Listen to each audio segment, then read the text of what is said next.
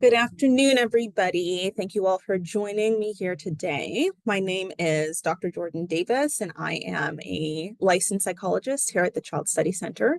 And I'm going to talk to you today about school avoidance, specifically how you can help your children to address any school avoidance behavior that they may have. It's great timing because we're right before the start of a new year. So hopefully some of this information will be helpful to you all. Okay. So this is a brief overview of everything that we're going to be covering today. So I'm going to start off with some definitions. And then what I'm going to do is help you all to understand what school avoidance looks like. Then we're going to review some strategies that should be helpful in decreasing school avoidance in your children. We'll look at a few quick case examples. And then I'm hoping to have about 15 minutes at the end for questions. So we'll go from 1 to 2. Okay, so let's start with these definitions. So what do we mean when we say school avoidance? So about 1 to 5% of children and adolescents will deal with school avoidance in their schooling period of life. When we think about school avoidance, we're thinking of any of these behaviors that you see here on the screen. So you can see it runs the gamut. We have complete avoidance, so kids who do not attend school at all, sometimes for weeks or months at a time. Some people even don't attend for an entire school year, end up on home instruction. And we also have kids who will have frequent absences, but that might look like missing 1 or 2 days a week regularly. So if they've gone several weeks or several months without going to school at least 1 time a week, that can also be considered school avoidance. You may also notice it in having a really hard time getting your kid out of the door in the morning to get to school. Even if you eventually get them to school, we can consider that school avoidance if it's really a lot of strife in the morning. Okay, we also will see it in school. So sometimes what you'll see is that your kid gets to school fine, they get home fine, but usually at some point during the day, maybe right before math class, right after history, they are going to the nurse's office or a guidance counselor's office on a pretty regular basis. So this is the kind of behavior that we're thinking about here. A little bit of the history of school avoidance. It used to be couched under a term school phobia, but the idea over time was that that was too heterogeneous of a group. We want to make sure that we know exactly what we're tackling when we say school avoidance. So now the way that we think about it is that there are various things that can cause school avoidance. For example, an externalizing disorder, that would be things like behavioral disorders like oppositional defiant disorder or conduct disorder. We also know that internalizing disorders can lead to school avoidance. So things like any of your anxiety disorders and also depression. What we're going to be focused on today is school avoidance that's caused by internalizing disorders. But I'll speak a little bit to some of the other points as well as we go along. Feel free to ask questions about other things if you need to. Okay, so importantly, what is school avoidance not? So school avoidance is not truancy. Now, the school itself may conflate school avoidance with truancy, but what we know is that truancy is a behavior that is not associated with emotional distress. School avoidance, as we think about it, is going to be associated with emotional distress that we're going to help the kid with in order for them to be able to return to school. Okay, so these are two different things. School avoidance is also not a child who is frequently missing school because of a medical illness. It's not when a parent keeps kids out of school for whatever reason, right? There could be family dysfunction, there could be family illness or stressors that keep kids out of school. If the parent's choosing to keep the child home, that is not school avoidance either. It's also importantly, and we'll come back to this, not a legitimate threat to the child at school. So we have kids sometimes at school who have received verbal threats, who have been physically assaulted within the school environment. If they don't want to attend school for that reason, a legitimate threat on their life, then we don't consider that school avoidance. We consider that a safety threat. Okay. So I'm going to talk to you now a little bit about what school avoidance looks like. We're going to break this into 3 categories: the way the thoughts look, so the cognitive pieces, the somatic pieces, so those feelings, sensations that kids will have in their bodies, and then the behavioral pieces. So we'll start first with the cognitive pieces. What you're seeing on this screen now represents some of the thoughts and worries that children will have that will lead them to begin avoiding attending school. So lots of different categories, right? We have kids who will sometimes develop a problem with a teacher or a problem with schoolwork. So they might be really worried about what a certain teacher thinks of them. They might notice, sometimes rightfully, that a particular teacher doesn't seem to like them or seems disappointed in them. They might worry about performance-based academic things like giving a presentation in a class, especially a class where they might have to present quite frequently. There are some kids who will also struggle with different elements of the school environment. So whether that's social or purely environmental. So socially, some children will struggle to make friends, or they may be just fine at making friends, but they feel really worried about that. They may also have a particular conflict with a student or a group of students at school that then leads them to want to avoid going. From the kind of general environmental perspective, we know we have some kids who are very concerned about loud noises. There are also kids who will want to avoid because of crowds. If they're in a particular loud and large school, the hallway can be really frightening for certain children. We know as well that drills, especially in recent years, I would say about the past 5 to 10 years, students have to do active shooter drills. These can be psychologically difficult for a child, but also sometimes because of the noise and chaos of a drill, and because some of them are completely unexpected, unplanned, these can be really tough for certain students and lead to some avoidance. People can also avoid school related to problems that they are experiencing within their families and with their parents. So that could be any kind of worry that their parent won't pick them up from school, so they'll be kind of abandoned at school, as well as worries that something bad will happen to them or to their parents when they are separated due to school attendance. So these things can lead to school avoidance. Now, once a child starts to avoid school on a regularly consistent basis, we get other cognitions that come up that end up maintaining school avoidance. These are things we definitely need to help children address in getting them back to school. So this is all of the kind of thoughts that then deal with, well, what happens because I missed all of this school? So socially, are students going to ask me, what am I going to say to them? Our teacher's going to ask where I was. What am I saying to those people? Academically, am I going to be behind because I missed so much school? What's that going to be like? Kids will worry about this even if they didn't avoid school because of the academics. And also there's a piece of, okay, well, I've been at home and it feels fine. So what if I just stay at home? What if I do homeschooling or continue on home instruction? That's easier, that's better. And maybe I don't need to go back to school. So these are some of the thoughts that'll come up after the school avoidance has begun. Now, the somatic sensations that kids develop. This can be really hard to manage as parents. I'm going to help you learn how to manage these. These are all of the feelings that a child might have in their body related to anxiety about going to school. So we have things like dizziness, chest pain, heart pounding, all realms of GI distress kids experience, as well as sometimes physical like back pain or joint pain, especially if you have a child who holds tension in their body when they are anxious. So sometimes parents will ask, well, how do I know if the pain that my child is describing is related to anxiety or a medical issue? If your child is frequently describing any of these somatic symptoms, and they're describing them outside of the context of going to school or someplace they don't want to go, then that might be a good sign that there may be something medical underlying these symptoms. You can always take your child into the pediatrician, let them know what symptoms you're noticing, get a medical workup.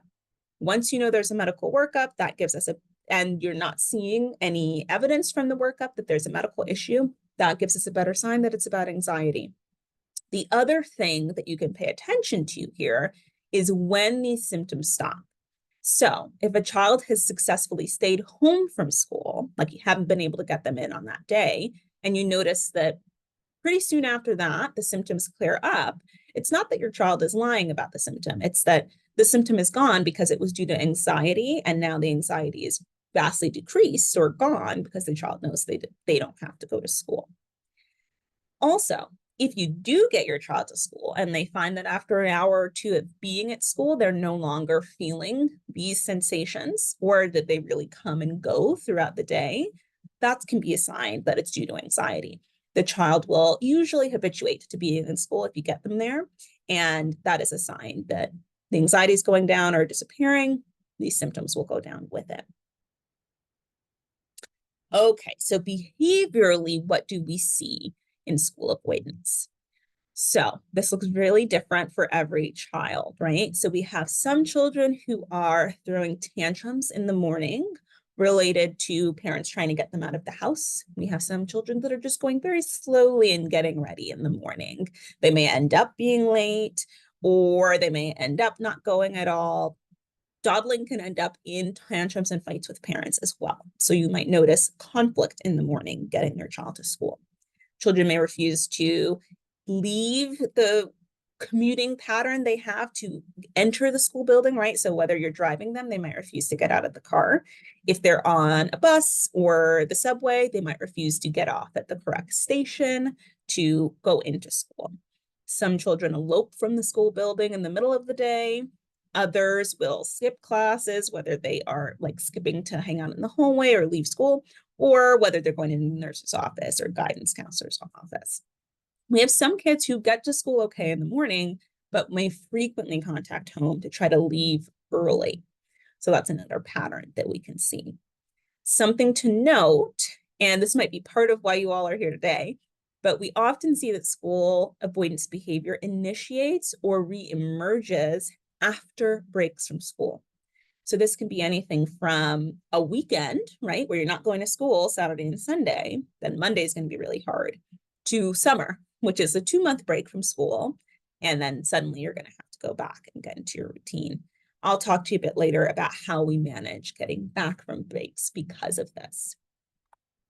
Okay, so how are we going to help kids to address these behaviors?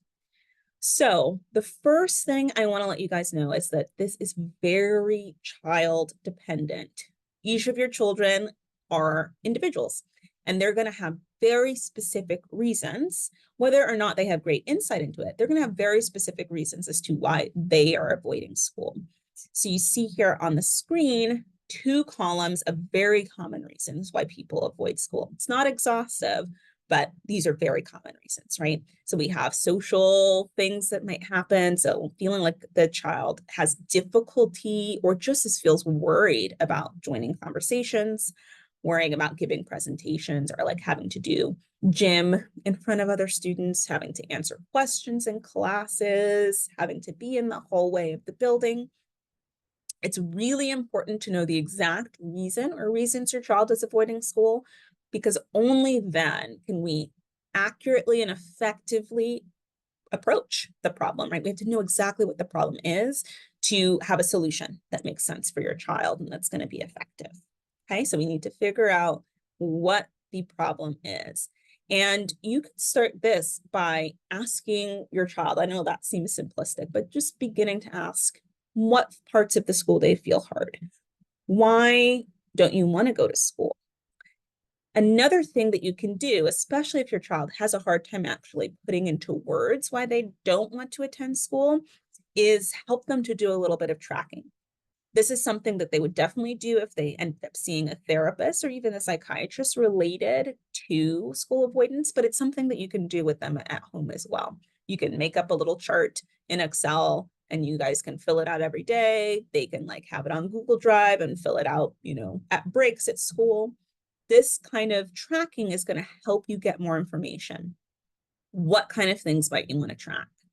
You want to track things like the thoughts that your child is having about school, the feelings, so emotions and somatic sensations that they're having, and any behaviors that they're engaging in. Like, are they eloping? Are they tantruming? Are they trying to call out of school in the middle of the day? So you want to track the exact things that are happening. You also want to know things like, when did they enter school and when did they leave school? So that's going to get to similar factors, such as, is it really easy to get there in the morning and then everything else is hard? Or is it impossible to get there in the morning and then everything else is easy? Then there's lots of options in between those two. But you want to know what you're dealing with, right? If you end up finding out with tracking that math is the difficult part of the day, we can tackle that directly. And then we know we don't need to worry about the other parts of the day if math is the problem. So that's two, why you want to monitor which classes is the child going to. If your child's, for example, always late, dawdling and going late to school, and then everything's fine, that could be general worry about the day, but it also could be that math is first period and they really don't want to have to go to math.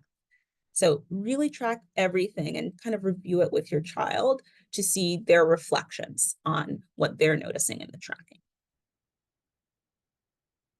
The other thing that can be helpful, which is a thing we also do in therapy, is talking with your child about what we call the 3-component model.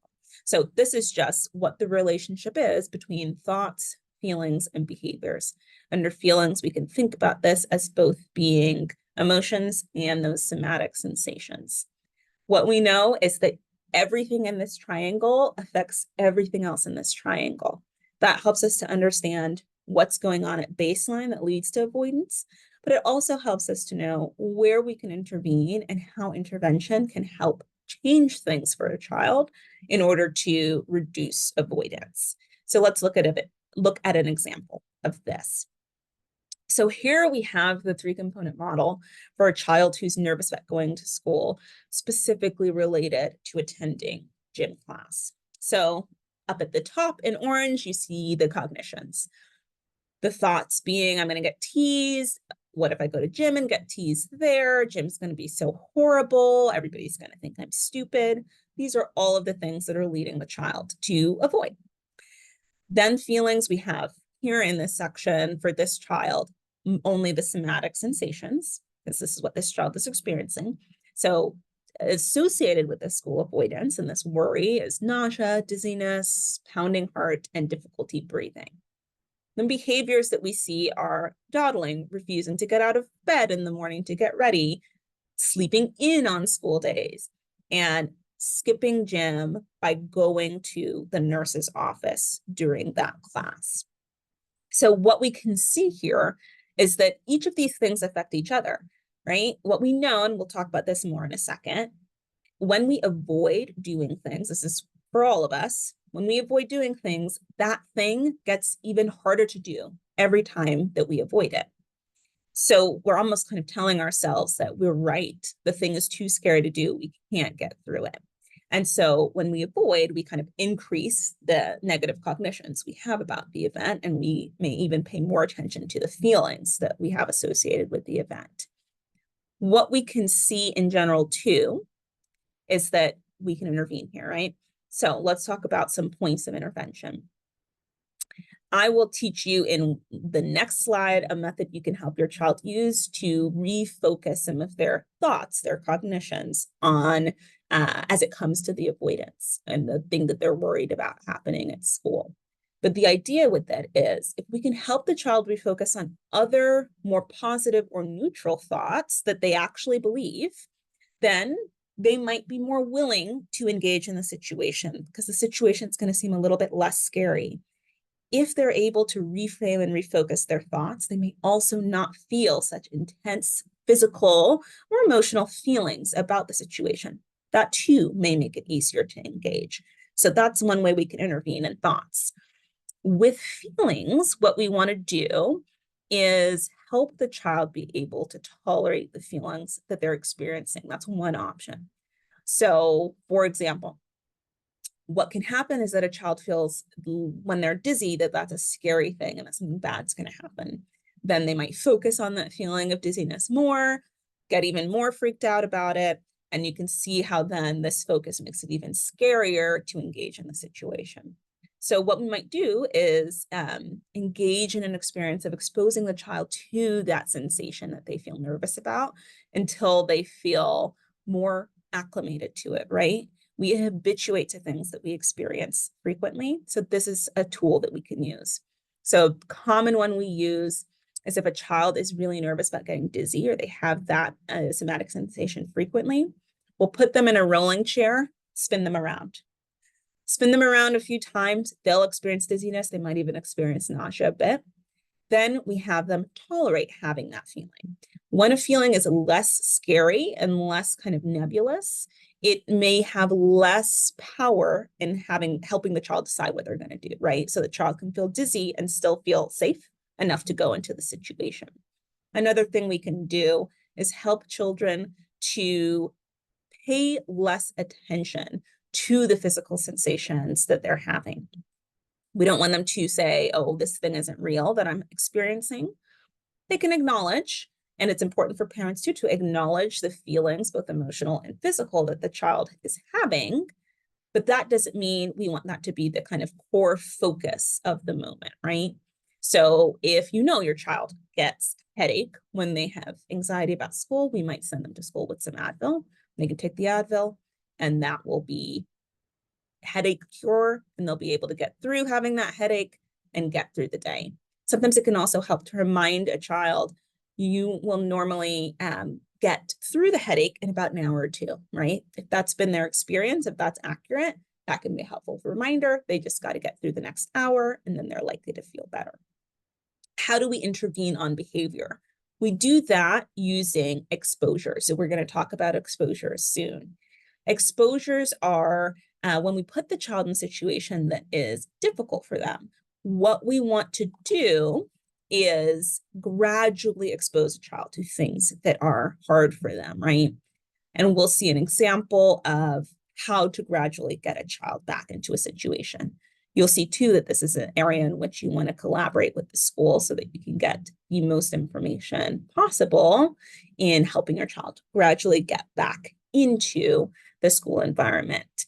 So for example, for a child who is concerned about gym class and they're always going to the nurse, let's say they go to the nurse 5 times a week during gym class, we might start by doing something like have them go only 4 days a week during gym class to the nurse, and then they're going to go to gym class on the other day, and they may sit out to the side for a week, but they're going to be in gym class. And then we slowly increase both their attendance to gym class and their participation in gym class. For some children, it can be helpful, for a gym example, to go meet with the gym teacher at the beginning of the day. And if the child is particularly nervous about being paired with like all of the athletes in the class, maybe they can discuss that with the gym teacher and see if anything can be done on a short-term basis to have them not be in a group doing a sport with the athletes. Okay, different options will be available at different schools, but these are ways that we can ease kids back into all of their typical responsibilities at school. Okay, so I promised you a method you can help your kids use to challenge anxious thoughts and manage these in the moment. So this is the STOP method. So what you can do is explain this method to your kid, and then this is something that they can do for themselves in their own heads at any moment. So the first thing we want the child to do is identify what's going on in the situation. So they're feeling anxious about going to school. Is there something specific that they're feeling anxious about, right? So that could be something social, academic, performance-based. So we want them to identify that for themselves. Then we want to know what thoughts they're having about that thing that they feel nervous or scared about. So we want to know, what are the anxious thoughts? Next, for the O step, we want to see if there are any realistic thoughts, things that are true and that they believe that they can focus on instead of the anxious thoughts that they're having. This is so critical. We cannot pretend, sometimes we like to do this, right? Like, oh, it'll be fine, it won't be so bad. But if we don't actually believe that, it won't be helpful to think that. So we need to help the child to find a realistic thought. then we want to have them praise themselves. We're actually taking time to evaluate their thoughts and shift the focus. It's really hard. A lot of us adults don't do that. So let's do this with the gym example. So in the gym example, that child is nervous about attending school because they do not want to go to gym. The thoughts that they're having are that they will be ridiculed in gym. People will think they're stupid. They won't be able to do the sports. Then other realistic thoughts. So you might have that child think, okay, have I ever seen somebody get made fun of in gym? That could be yes or no. We have to actually go with what the reality is. If I haven't seen somebody get made fun of in gym, do I think that there is any specific other reason why I might get made fun of in gym? If they have seen somebody get made fun of in gym, how long does that last? Do the children snicker and then it's kind of over, or do they kind of continue to make fun of that student all day, every time they're in gym? So here it's important to have the details too. It's a different situation if somebody's getting bullied and ridiculed a lot in class related to their gym performance versus they just feel nervous that that will happen. So we want to evaluate that situation. And if they can get to a realistic thought, so either, I don't actually see people get made fun of in gym, so it might not happen to me. Or if it does happen to me, I think I'll be able to handle it. Either one of those thoughts can be a thought that they can refocus on instead of, oh, how horrible gym is going to be. Okay, so that's one way we can use this method to manage anxious thoughts. All right, so now let's talk about managing somatic complaints. First, again, you want to know what somatic experiences your child has. So if you know you have a kid who throws up every morning before school once and then goes to school and is totally fine for the rest of the day, you don't want to keep them home because they threw up once in the morning. You would like to see more symptoms than the things that you see at the typical baseline for your child, right? So for a child who throws up every morning, typically you want to see them throwing up multiple times or reporting additional symptoms before you're allowing them to stay home related to that. So this is something that can help parents to differentiate organic illness from somatic symptoms that are associated with anxiety attending school, okay? We also want to avoid giving significant attention to somatic complaints. This can lead people to focus more on their somatic symptoms, which can actually make us feel the somatic symptoms more kind of acutely, right? So the pain can feel like it's increasing the more focus we put on it. So instead, as parents, we want to validate and acknowledge the pain our child is experiencing, right? So I can see that you're feeling really nauseous. You look sick. You have thrown up. I'm really sorry. It's horrible to have that experience in the morning. What can we do to help you get through school? We know you're going to feel a bit better in the next hour. What else will help you feel better so that you can get to school? Keep that conversation short and direct so that we're not putting a lot of attention on the symptoms. We also want to make sure we're limiting use of the school nurse at school, right? Because we know that kids can start going to the nurse to avoid a certain class or multiple classes throughout the day. So this is going to look different for different kids. But we want to have our eye on how much time the child is spending at the nurse. And if your child is ill, they have to stay home, right? If they're home, we want to prevent home from becoming a very positively reinforcing environment, meaning we want school to always be more interesting during the school day than home is. So if your child's home sick, no unnecessary contact with you as a parent if you're home, no entertainment engaged in during the day. So they're not watching TV, playing video games, texting friends. They're just kind of like relaxing and trying to improve their health. They can rest because they're ill, but we don't want them doing things that are super fun until after the school day is done. Okay. All right.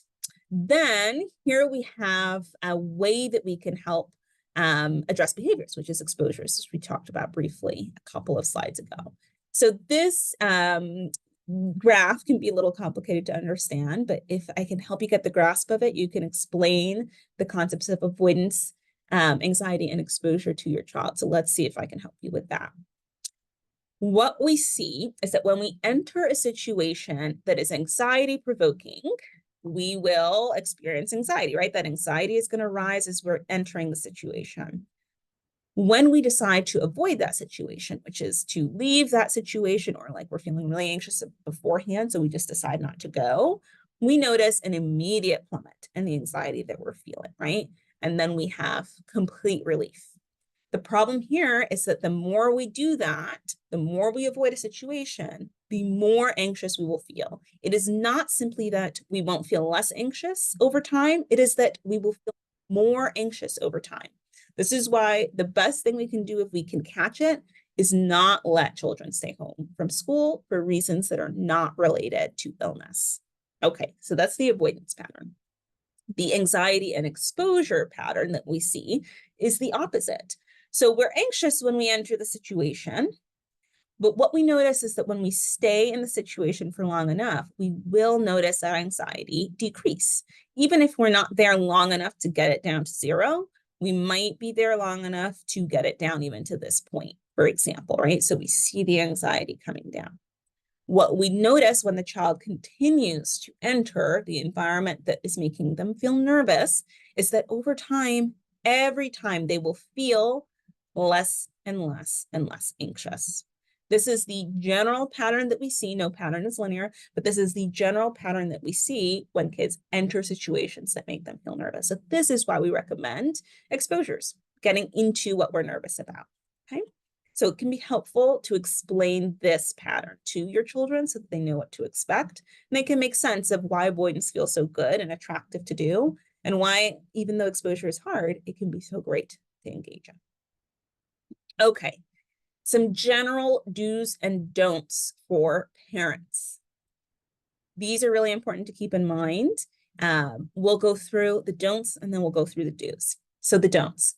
If your child tantrums in the morning, you're having to really work hard to get them out the door, you are highly likely to be frustrated, right? This can lead to yelling, fighting, lecturing, things like this. These are the things, though, that we want to avoid, okay?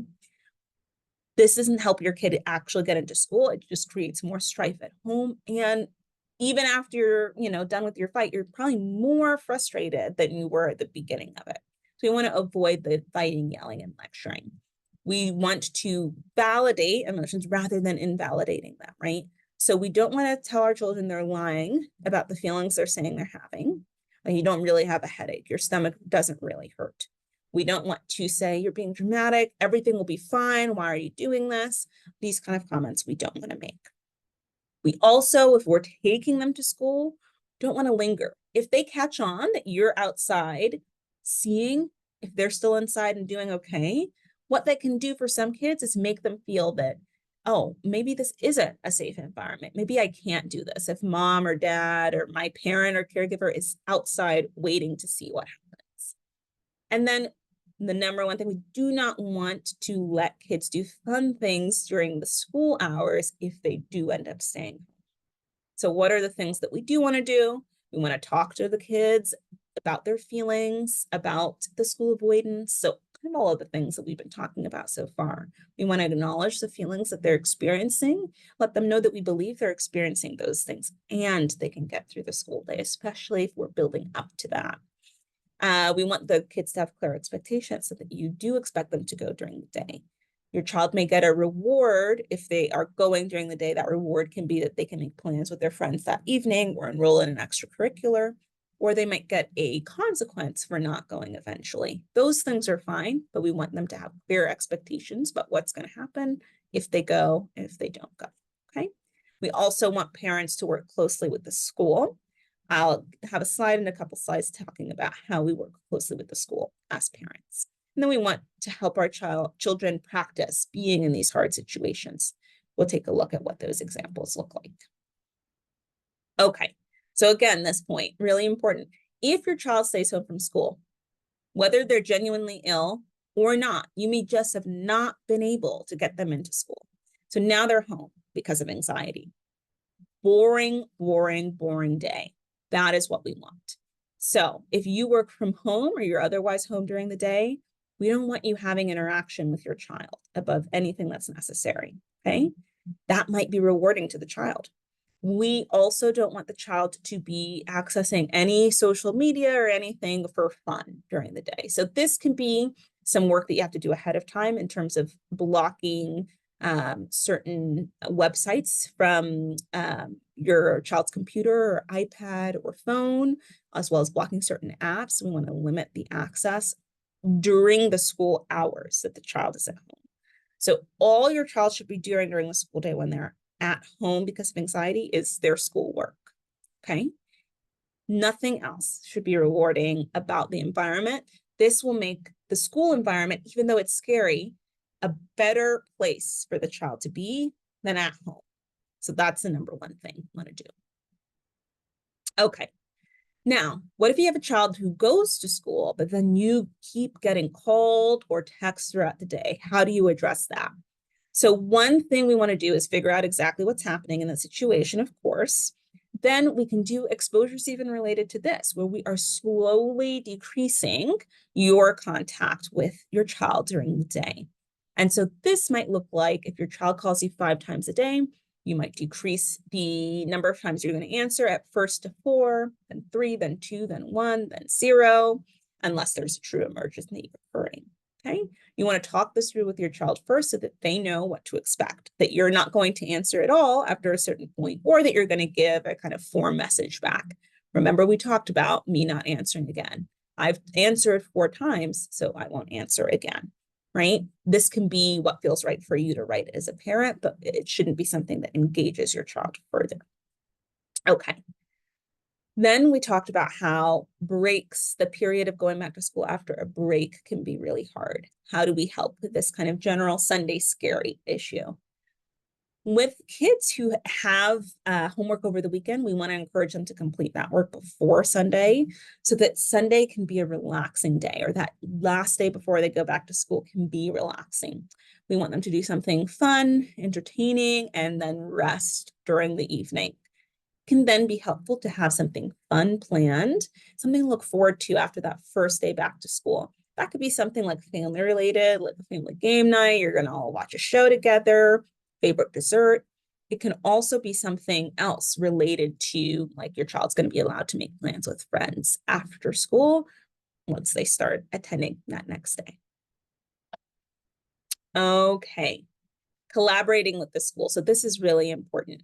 Some schools, depending on the level of school avoidance that's already present, will really request that you work with a therapist so that the therapist can help the collaboration with the school and the family. You may find it even at a point, if your child's already avoiding school a lot, you might find it helpful to bring in a therapist to work with the school. But let's say you're not there, or you haven't been able to start with a therapist. What you want to do is try to find a point person at the school who can help you understand better what's happening at school. So they're the person who's going to know things about your child's school avoidance. They're going to know the school avoidance is occurring, and they're going to know the triggers for it. They're going to be aware of the different exposures you want your child to be doing at school. We'll look at, again, some examples in a second. And they're going to be aware of where the child should be at certain times, okay? We also want the school to be sending home homework. So if your child's not there, we want your child to still be able to complete work. We want the child to be getting back to school, but we don't want them getting behind in school work. So having that point person is really critical. Some schools are much more likely to be willing to give you a point person to work on this than others. Again, usually schools are the most willing if there's a therapist involved, but the more the school knows about the situation, the better off you are. We don't want a school confusing school avoidance for truancy. The other things that can be helpful are asking questions about what can be done to get your child back into school. So the school knows you're trying to work on it. What can we do? So are there home-based instructions? If it's been a while since your child's been in school, is there an alternative classroom setting where your child can be when they need to take a break during the school day or as they're going back to full days of attendance? And will your school allow for partial day attendance as a short-lasting accommodation? So we're trying to get the kid back to full period attendance, but they're not going at all right now. Can my child come in for 2 periods and then go to an alternative classroom setting. So we want to have those conversations with schools. It can also be helpful to see if there's any particular rewards or privileges a child can get for attending school after there's been a lapse. So that can be, I remember once a case where somebody really enjoyed participating in pep rallies. So after a period of attendance, I'm forgetting the period they used, but after, let's say, 2 weeks of full attendance, they were able to participate in a kind of larger way in the pep rally. So sometimes there can be things like that the school can do that be rewarding. Okay, so what we have here is an example of what it can look like to help a child gradually re-enter school. So this is a child who is not going to school at all, as you might be able to tell. We have children in therapy, and you can do this at home. We have them rate from 0 to 10 how anxiety-provoking a certain situation would be. So going to all the classes for this kid would be a 10. Most anxiety-provoking thing you can imagine. So we don't want to start there. We want to start from something that's going to be easier. So for a kid who's not going to school at all, starting with waking up at the time they would go to school and getting dressed to go to school, even if they're not going, is a good place. They are getting back into the groove of things, and each of these steps is going to make it easier and easier for them to attend school. They're going to build mastery in doing the going to school behaviors. So if you can put something together like this with the school, ask the school psychologist or guidance counselor to help you put something together to get your kid back in, that would be ideal. If the school won't work with you on this, this would be a point where you would want to bring in a therapist. Okay, so your kid's been out of school, you get them back into school. At this point, probably you and your child are worried about what's going to happen if they miss a school day for a reason that's not for illness. So first, we want to acknowledge it will happen that your child will have a really bad day, meaning they're going to have difficulty on a particular day going. That's typical. We want that to be something that you and your child understand will happen. It's because we want to bring down distress about that. Just because you miss one day doesn't mean you're going to necessarily miss all the rest of the school days for weeks on end, okay? We can have a lapse as well where we may miss one day and then we go back to school the next day, and that's fine. Relapse is where we might see several weeks again of the same behavior we were seeing before we worked on school attendance. So what I want you all to remember, should this happen, is that you were able to work on school avoidance before. Once you're in this situation, you have already found out what works. It could be that there are new triggers, so you want to make sure that there isn't anything new happening, but you know the patterns that work. So go back to what you knew work that same system again, and you're likely to be able to get your kid in to school once more. If you are coming back after a long break, for example, summer break, something you can do is try to run the school routine before the first day of school. So that might be commuting with your child to school. If you can get your child, they've had a really hard time with attendance, sometimes the school will let them come into the building. We'll let them kind of see the classrooms they'll be in or talk for a few minutes with the teachers, since the teachers go back to school before the kids do. So some of those things can be really helpful to make the environment not feel brand new after a break. Okay. Always important to remain in contact with the school personnel as well after school avoidance has been addressed. Okay. If you've been working on school avoidance with your child for weeks, if not months, if you're not seeing any progress in getting them back to school and you've tried all the things that we've talked about, you might find that having a consult with a psychiatrist is helpful. It may be that the anxiety your child is experiencing is so high, the volume is up so high on that anxiety that they cannot address the behaviors that they need to change. So what we can see is that SSRIs is a class of medication that can help turn the volume down on that anxiety so that they can focus on taking the steps to get back to school. Simply giving your child a medication is not going to, on its own, solve school avoidance, but in some cases with severe anxiety, it can be very helpful in helping the kid get back in. Benzodiazepines are another class of medication that are sometimes prescribed. These you'll see prescribed often for kids who have panic attacks when they are going to school in the morning or at some point during the school day. So those medications are often prescribed as needed. Your child isn't taking them every day, but will take them if they are having a panic attack and bring the panic down. Okay. All right. So I will run through these very quick case examples just to give you a sense of what we might do in different situations. Then we're going to be on to answering some questions. So this is an example. We'll call this child Maria, enrolled in 7th grade, expressing some reluctance to attend school and anxiety about being at school, has not been diagnosed with any kind of anxiety disorder or had any kind of evaluation, but she's describing having these feelings.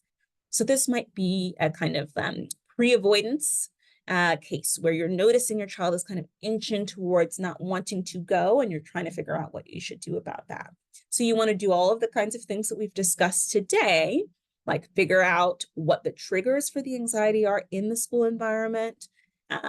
Is it the whole day, a portion of the day, all of those kinds of things. You want to talk to your child about what anxiety is, what it means to be nervous, what avoidance is like, how it affects us, and exposures. You want to talk about those details, why it's helpful to go into situations that make us feel afraid but are not strictly dangerous. Okay. Then you want to work with the school, let them know what's going on. If you're at a point where you need to do some exposures, things like visit the gym teacher in the morning, meet teachers before you go in, that could be helpful for the child. You'll know more when you talk to your child in the school. Okay. Another example, Lewis, enrolled in 8th grade. This is a child who's been on home instruction for the past year, so a long period of not being in the school setting, and was now trying to reintegrate into the school setting. So this may be a case where you want to involve a therapist, but if you can't, what you can do is work really closely with the school. So you want a point person, definitely in this case. You want to have a clear set of expectations for the child with the school. So sometimes schools will create a contract of expectations. So for example, Lewis, you're going to be required to attend 1 day of school a week for the first 2 weeks, then 2 days, and so forth and so on. You want the school to write all of that out. You want them to have out what the short-lasting accommodations might be. So come in for 1 day, and then you're going to do all of the work and turn it in. You have this classroom you can go to if you need to. All of those kinds of things that the school is able to provide, you want to be discussing with the school ahead of time and checking in with the point person to see what they're noticing within the school environment. This is another case where if you can run through the school day before school starts with this child, that would be really, really helpful. Okay. And now we have that case that is not school avoidance. So Sam, enrolled in the 9th grade, reporting being bullied since the start of the school year, has requested a home instruction because he was assaulted on school grounds. This is not school avoidance. This is a child who is being threatened and assaulted in the school environment. That's a safety issue. What should we do? We should look into things like a safety transfer, and we should take any legal actions that is appropriate based on the exact situation of the assault. Okay, so this is not a school avoidance situation. This is a credible threat on your child's life and functioning in the school environment. Okay. All right, so these are references for some of the material I discussed today. Then I have some book recommendations here. We will get the PDF available, and this recording will be available to you afterwards. So you can come back and look at these books. We've got another slide here of additional books that could be helpful to you. You'll see school avoidance and school refusal are sometimes used interchangeably. So if you see school refusal, it's the same thing. Okay, and then we have recently launched an Instagram page for the Child Study Center. And you have the QR code here that you can scan. You can also look up the handle for Instagram on your Instagram app. And here you're going to find tips related to managing childhood difficulties kids have. This Instagram is particularly catered towards early childhood. You may find helpful tips on there for a range of ages, things you can kind of use for your older children if you switch them up a bit. So please feel free to take a look at this Instagram. You might find something helpful here. Okay. All right. So now we have time for some questions. You have down here my email address as well, should you want to email me any questions after. Okay, now let me take a look at the chat here to see what questions we have. Okay. All right, so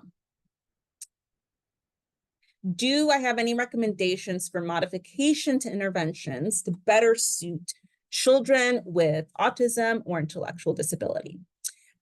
We definitely, in those cases, want to be working really closely with someone at the school. This is where it's also really important, if possible, to have your child enrolled in a school where they know how to support a child with autism or intellectual disability. I know that's not always an option, but if it's one that you can take advantage of, definitely do that.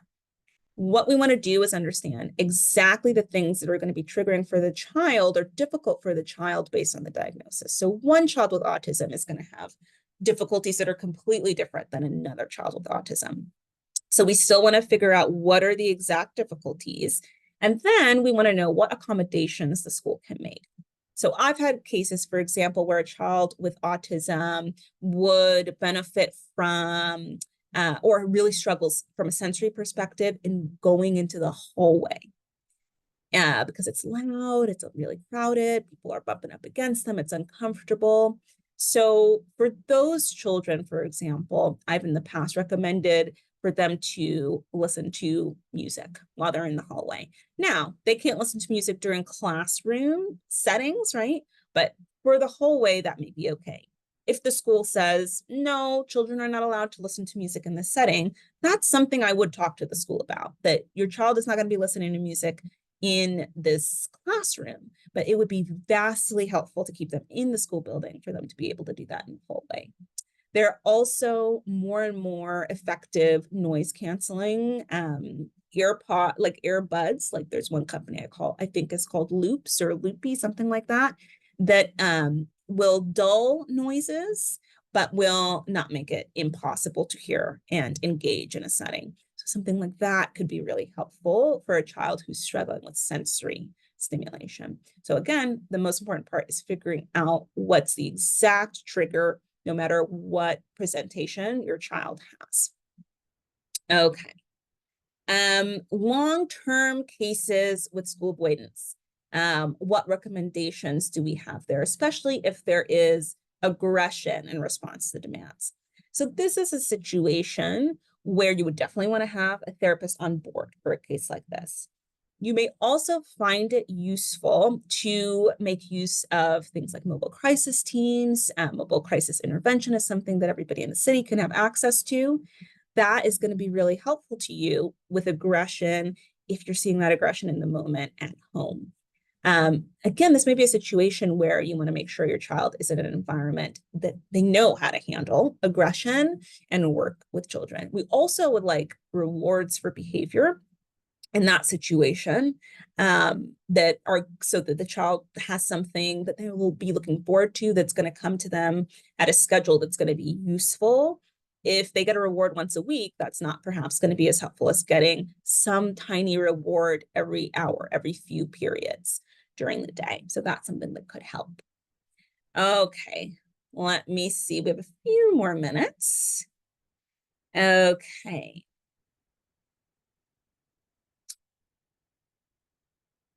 All right, so we have some children will go in for a couple of days and be okay, then struggle for a couple more days.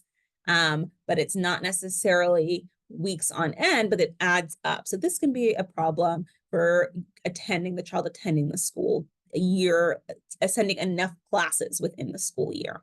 So while it's possible that this wouldn't be classified strictly under school avoidance, I think this is a situation where you want to handle it the same way, that we really want to figure out those triggers and make sure the child is not staying home for reasons that are not associated with being ill. Okay. So if there are diagnoses that like there is separation anxiety or there is untreated generalized anxiety, I would seek treatment for those diagnoses. And you want to have exposure-based treatment. So when you're with a therapist working on these issues, you want your child to be entering situations that make them feel nervous. That is the main way anxiety is going to improve. Okay. All right. And again, I'm trying to get through the question. So if I'm getting to your question, but not fully, feel free to send me an email. You can see my email address is still on the screen here. Okay. All right. So what do we do if the teacher is actually mean, actually yelling? So what you want to do is, so in this case too, we have the teacher's actually mean and yelling, and you do believe that your child is being honest about this. What you would need to do in this situation, what would be helpful, is talking to the school about it. Sometimes people will do this as parents in a graduated way. So they might start by trying to get some more information from this specific teacher, trying to engage the teacher in some way. Some teachers can be mean and yelling because they don't know how to manage the behavior your child is exhibiting, or they just are like, that's their approach to teaching. So try to figure out what might be happening with the teacher. If it's just a persistent issue, especially if you're hearing it like from a lot of kids your child knows, I would talk to some higher ups at the school about it, just letting them know what kind of behavior that the children are reporting seeing in this teacher. Sometimes they'll do something, sometimes they won't. If the school is not going to take any action related to the teacher's behavior and your child, has to remain in that classroom, we want to help your child kind of reframe and refocus thoughts when they're in that class. So maybe part of getting through the school day is figuring out, how do I get through this class? Is it possible for me to not speak in this class? That's not ideal, but it's less ideal for your child not to be going to school at all, or not to be going to that class at all because of that teacher. So we want to figure out, can we make this class livable if there's nothing else we can do to change what's going on with this teacher? So we can help the child really to focus their cognitions on something else that's true. So it might be really focusing on taking notes, trying to sit by a friend, even if they're not talking to that friend, of course, during the class, trying to sit in the back, something that's going to make it easier to get through that class period. So that's what I would make the focus in that situation. Let's see, I've got a couple more minutes, and we had some questions that came up beforehand. So a lot of parents worry about truancy, worry specifically about getting in trouble legally if their child is not going to school. So that's why communication with the school can be important. We want the school to know this is not a truancy issue, this is a school avoidance issue. The next thing the school wants to know is that you're doing something about it, right? So you will be able to communicate to the school what you're doing to work on school attendance during the day. If you have a school nurse, especially a school psychologist or guidance counseling, I would want to see if you can mobilize that set of staff to help create some kind of plan to get your child back into school and attending all of the classes that they need to attend. That's going to be the main issue. If you're getting to the point where the school is saying, you're going to start to be in trouble for your child's non-attendance, then that's absolutely when you want to involve a therapist. A therapist is going to be a sign that you're working on the problem at hand, and the therapist is going to have sometimes in some schools more leverage in terms of working with the school. That's really school dependent and personality dependent within the school environment. Okay. And then I spoke a little bit to some of the neurodiverse, some of the concerns that children who have neurodivergence can have within the school setting. So a lot of that can end up being sensory related, but some of it is also behaviorally related, such as like issues with aggression or just behaviors that a teacher who isn't well versed in managing neurodivergence will struggle with and kind of see as aggression or something they don't know what to do with. And so we want to really target what are the concerns related to our child's neurodivergence that we can help them approach differently in the school setting. What can the school do for my child as a short-lasting accommodation, or if needed, because sometimes it's needed to have a longer accommodation for a child who has a neurodivergence. So again, that might be, can my child wear loops, earbuds in the hallway so that the sensory stimulation is not as intense for my child? Can they sit by the door so that they could be the first out of the classroom when the bell rings and try to get through the hallway more quickly to get to their next class? So if your child has a concern with neurodivergence, these can be things that are really important for keeping them in school. I would absolutely talk to the school about their ability to incorporate some accommodations. Okay. So we are at the end of time now. Thank you so much for posing questions, for being here in attendance. Please let me know if you have any additional questions.